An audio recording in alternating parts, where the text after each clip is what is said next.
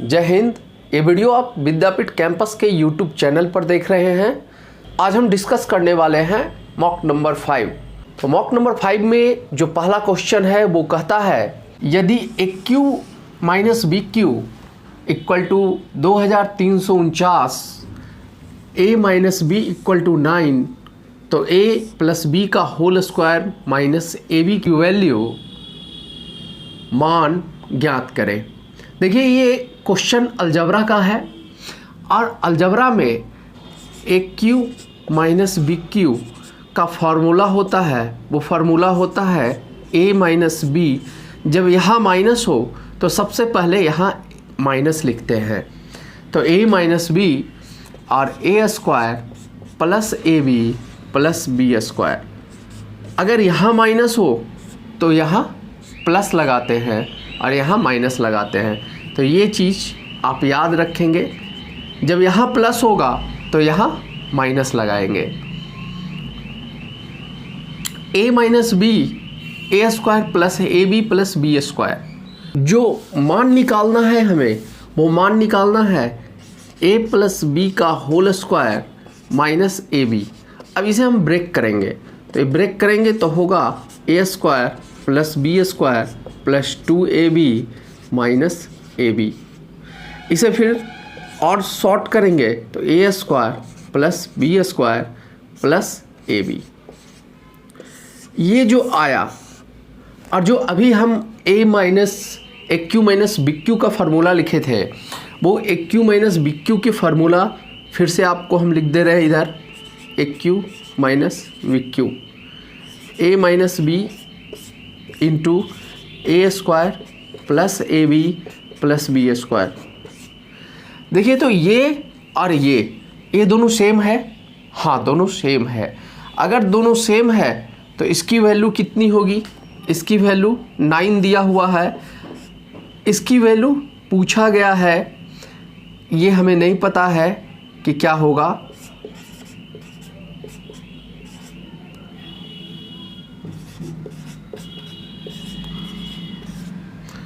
और AQ minus BQ का value पहले से दिया हुआ है 2349, तो ये 2349, ये इससे कट जाएगा, ये कटेगा 2 9 छक 54 1 261। तो जो वैल्यू हुआ A square plus B square plus AB equal to 261, और यह आपका ऑप्शन सी है। आप ध्यान देंगे इसमें कि इसमें आपका AQ माइनस BQ का फॉर्मूला याद होना चाहिए। अगर आप अलजेब्रा के A और B वाली सवाल बना रहे हैं तो कुछ जो बेसिक फार्मूला है, जैसे A square plus B square A plus B का whole square A minus B का whole square AQ minus BQ AQ plus BQ, ये सब फार्मूला आपको याद होना चाहिए। अगर ये सब फार्मूला आपको याद है तो आप इस क्वेश्चन को आसानी से सॉल्व कर सकते हैं। अगले क्वेश्चन की तरफ बढ़ते हैं। अगला क्वेश्चन कहता है 5 पेंसिल 4 रबड़ का मूल्य 13 रुपया है। 5 पेंसिल और 4 इरेजर का मूल्य 13 रुपया है, जबकि 9 पेंसिल और 5 रबड़ का मूल्य 19 रुपया है। 9 पेंसिल 5 इरेजर का मूल्य 19 रुपया है। आपसे पूछा है 6 पेंसिल और 3 इरेजर का मूल्य कितना होगा। तो देखिए इसका बहुत सिंपल सा मेथड है। यहाँ से हम पेंसिल या इरेजर किसी एक को निकाल लेंगे। ये हमारे पास 2 इक्वेशन हैं और 2 अननोन हैं। अगर 2 इक्वेशन हो, 2 अननोन हो, तो इसे हम सिंपल सॉल्यूशन करेंगे, उसे हम सॉल्व करेंगे और दोनों इक्वेशन से दोनों अननोन हमें मिल जाएगा। लेकिन चूंकि हमें फास्ट कैलकुलेशन करना है, ये बात आपको ध्यान रखना है। आप जब अंडर 10 थे तब ऐसे इक्वेशंस पढ़ने को मिले थे, लेकिन अभी क्या करना है, अभी हमें फास्ट कैलकुलेशन करना है। तो हमें ध्यान देना होगा कि हम किसी एक को कट करें। तो ये देखिए, इसमें अगर हम मल्टीप्लाई कर दें 5 से और इसमें मल्टीप्लाई कर दें 4 से, तो इरेजर कैंसिल हो जाएगा। 5 गुने 4 20 और 5 गुने 4 20, तो इरेजर कैंसिल हो जाएगा। और ये दोनों हो जाएंगे 25 और इधर हो जाएंगे 9 छक 36, मतलब हो जाएंगे 11 पेंसिल, इधर हो जाएंगे 11। तो पेंसिल कितने हो गए, 1 रुपये के 1। पेंसिल का कीमत 1 रुपया है, तो 5 पेंसिल का कीमत 5 रुपया हो जाएगा। और 4 इरेजर का कीमत कितना हो जाएगा, 8 रुपया। 8 5 13 रुपया है टोटल, है ना, 13 रुपया है, तो 8 रुपया, मतलब इरेजर 4 इरेजर का 8 रुपया, मतलब इरेजर कैसे हो गए 2 रुपये, पेंसिल 1 रुपये। तो पूछा क्या है, पूछा है आपसे 6 पेंसिल, 6 पेंसिल का 6 रुपया और 3 इरेजर का 6 रुपया, तो टोटल कितना हो गया 12 रुपया। आपको फास्ट कैलकुलेशन ही करना होगा।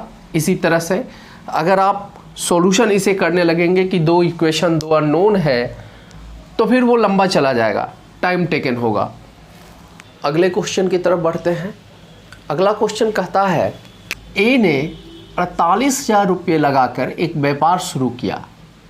कुछ महीने बाद बी 36,000 रुपया की पूंजी लगाकर ए के साथ व्यापार में साझेदार हो गया। यदि वर्ष के अंत में, यहाँ ध्यान रखेंगे, वर्ष के अंत में मुनाफा 2:1 के अनुपात में बांटा गया, तो कितने माह बाद बी ने व्यापार करना शुरू किया था। ए की पूंजी कितनी है 48,000 और बी की पूंजी कितनी है 36,000। अब हमें नहीं मालूम है कि बी कितने माह बाद आया था, लेकिन ये मालूम है कि जो मुनाफा का रेशियो है 2:1 वो कब का है, तो वर्ष के अंत का। तो वर्ष के अंत मतलब 12 महीने चले होंगे, और यहाँ पर 12 महीने तो चले होंगे, लेकिन उसमें से कुछ महीने के बाद आया था, तो ये हमें नहीं मालूम है कि कितने महीने के बाद आया था, तो इसे हम टी मान लेते हैं। तो यही मुनाफा हुआ होगा, जो 48,000 का पूंजी 12 महीने में लगाया होगा, और जो 36,000 का पूंजी अगर टी मान लिए हैं, जो बी बाद में जितने महीने आया है, तो 12 माइनस टी क्यों किए, क्योंकि टी का मतलब अगर वो 3 महीने बाद में आया होगा तो 12 माइनस टी 9, अगर 4 महीने बाद में आया होगा तो 12 माइनस 4 8, इस तरह से होगा। तो इसका मतलब क्या हुआ, इसका मतलब हुआ कि 48,000 गुने 12 जो मुनाफा हुआ उसका 36,000 पर जो मुनाफा हुआ, और वो जितना समय पीछे आया था, दोनों का अनुपात दिया हुआ है 2:1। 1 2 3 1 2 3 कैंसिल आउट हो गया, 12 चौका 12 तिहाई और 3 चौका और 2 2, मतलब 8 = 12 माइनस टी, तो देयरफॉर टी = 4। मतलब 4 महीने के बाद बी क्या हुआ था, ज्वाइन किया था बिजनेस में, और कितने पूंजी के साथ, 36,000 पूंजी के साथ, और ए 48,000 पूंजी के साथ 1 साल तक कंप्लीट बिजनेस किया, जबकि बी 4 महीने बाद आया था, और वो टोटल कितना किया, टोटल 8 मंथ ही था बिजनेस में, तो टोटल 8 मंथ ही था वो बी, लेकिन आया कितने महीनों के बाद, 4 महीने के बाद। तो पूछा है कि बी ने व्यापार में साझेदारी की होगी कितने माह बाद, तो 4 माह बाद, ऑप्शन बी है आपका। इस तरह के क्वेश्चंस पूछे जाते हैं, ये जो फ्रेम है क्वेश्चन का, ये थोड़ा सा बड़ा किया गया है, क्वेश्चन बड़ा है लेकिन इसके जो आंसर हैं बहुत ही छोटे हैं। तो इस तरह की फ्रेमिंग आपको कॉम्पिटिटिव एग्ज़ाम में अक्सर देखने को मिलेंगे, ताकि टाइम ज़्यादा लगे। इसे घबराना नहीं है, उसे केयरफुली पढ़ना है और मिनटों में सॉर्ट आउट कर लेना है। अगले क्वेश्चन को देखते हैं। अगला क्वेश्चन कहता है टीवी को 8% लाभ पर बेचा गया। अगर इसे 2553 रुपये कम में बेचा गया होता तो 15% की हानि होती।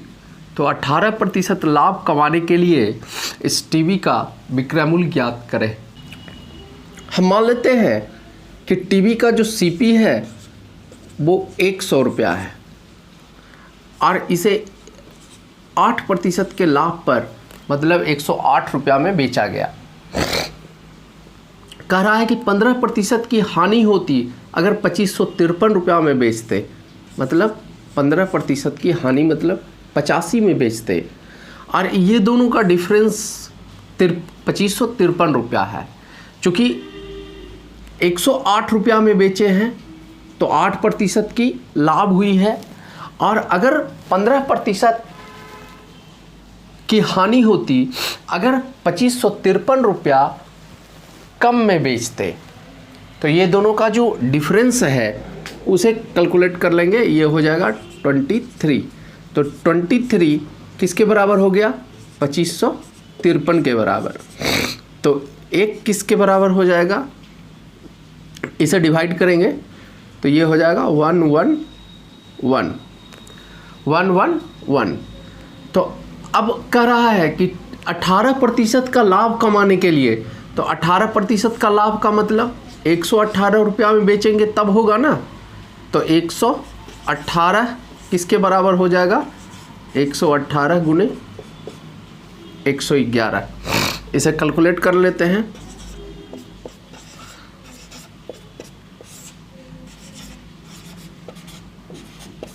$1398।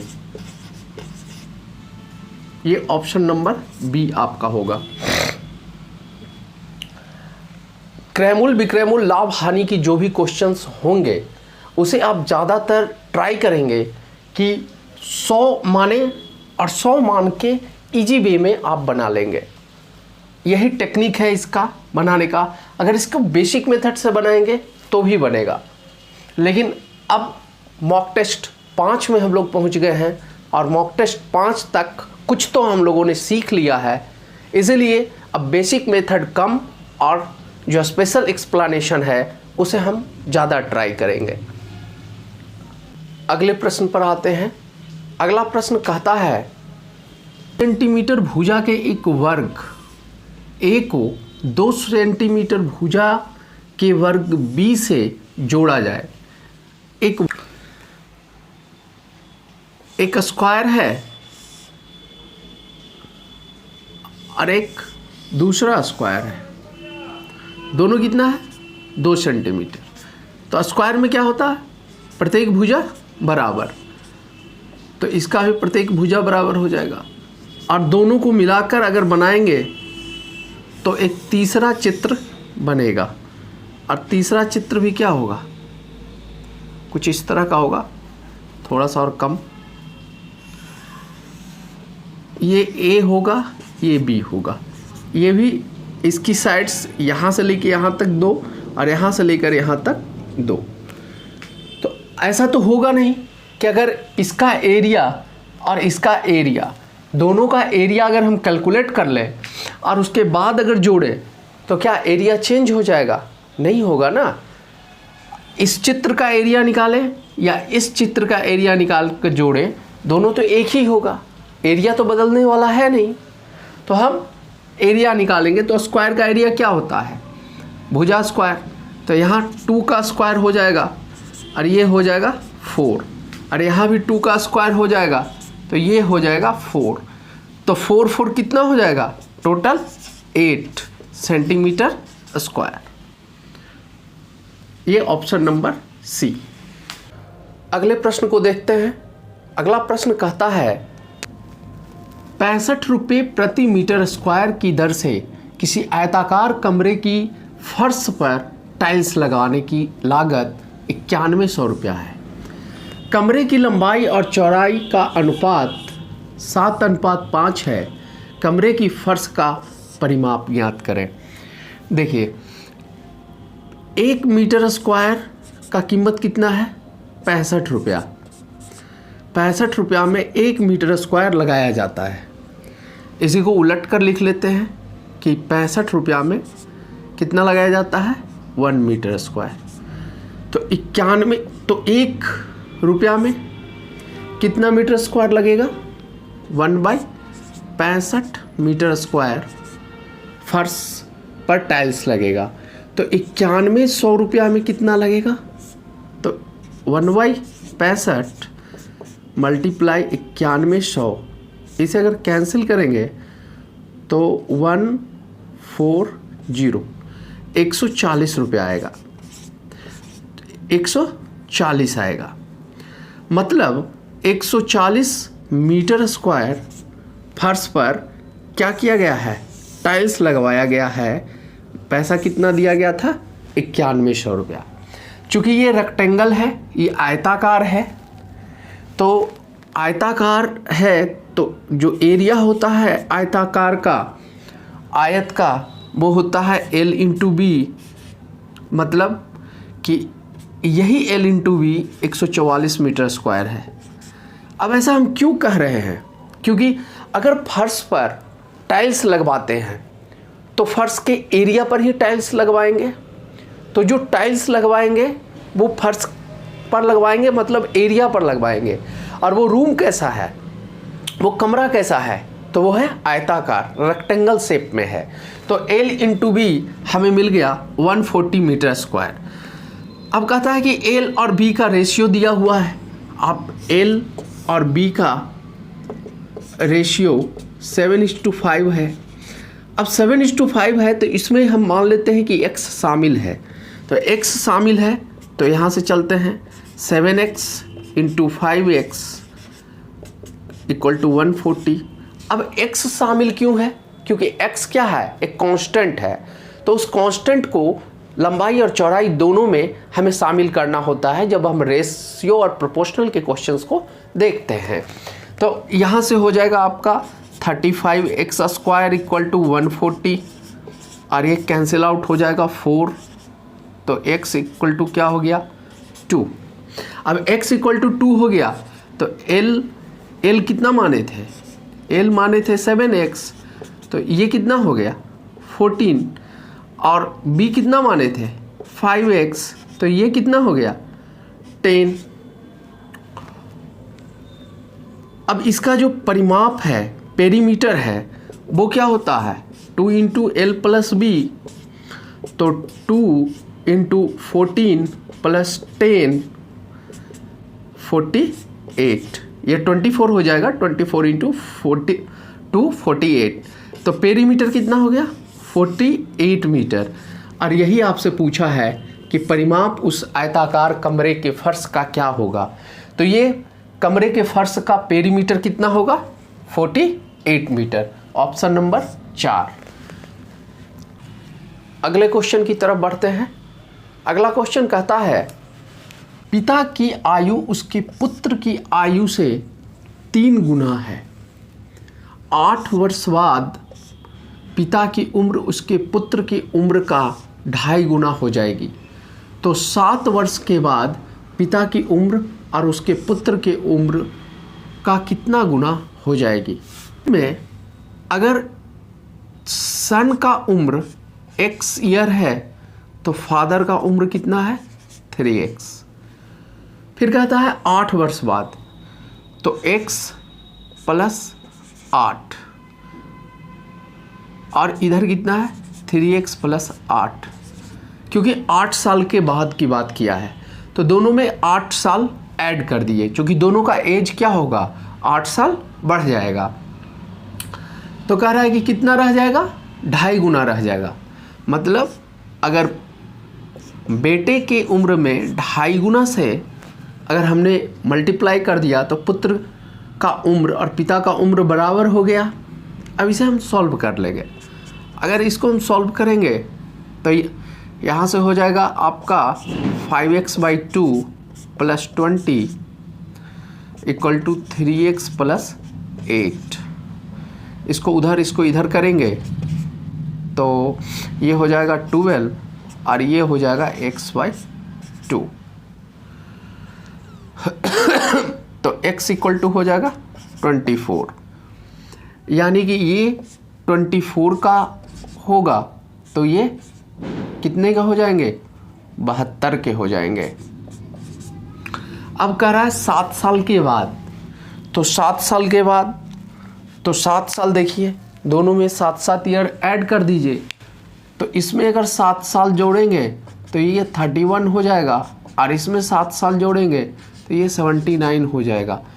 अब पूछ रहा है कि 7 साल के बाद कि पुत्र की उम्र और पिता के उम्र पुत्र के उम्र के कितना गुना होगा।